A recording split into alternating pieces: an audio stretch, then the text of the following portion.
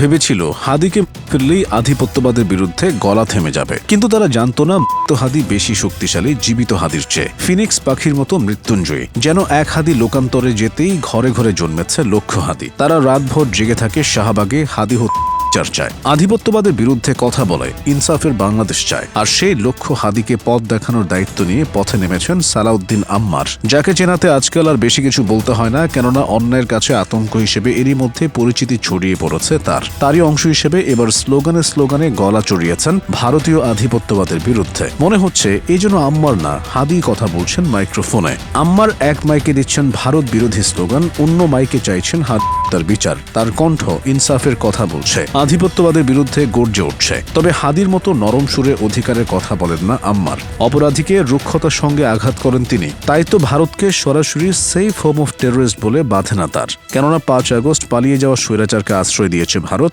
শোনা যায় হাদির কেউ কোলে তুলে রেখেছে পার্শ্ববর্তী দেশটি। আর তাই তো শাহবাগে দাঁড়িয়ে বজ্রকণ্ঠে আম্মার বলে ওঠেন, India is safe home of terrorist. আবারও বলছি, আম্মারের এই প্রতিবাদী রূপ নতুন না। অন্যায়ের বিরুদ্ধে তিনি যেন খোলা তলোয়ার। না মানেন গুরুজন, না মানেন বন্ধু স্বজন।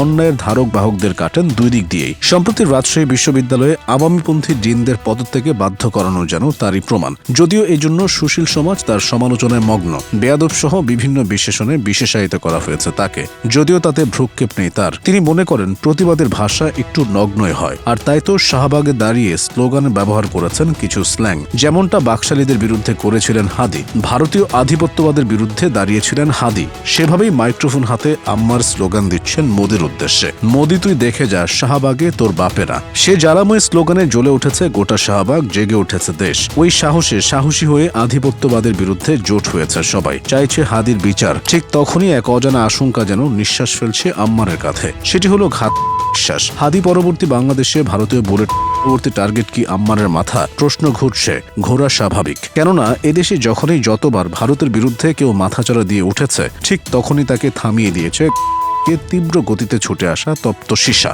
এর জ্বলন্ত প্রমাণ হাদি। ভারতীয় আধিপত্যবাদের বিরুদ্ধে গর্জে তার শিকার হয়েছেন তিনি। ইসলামের বিরুদ্ধে, ইনসাফের বিরুদ্ধে কথা বলে অকালে প্রাণ হারিয়েছেন তিনি। এতে অনেকটাই নিশ্চিত যে যারাই মোদির বিরুদ্ধে কথা বলবে তাদেরকেই থামিয়ে দেওয়া হবে। সে চক্ষুকে পরোয়া না করে মাঠে নেমেছেন আম্মার।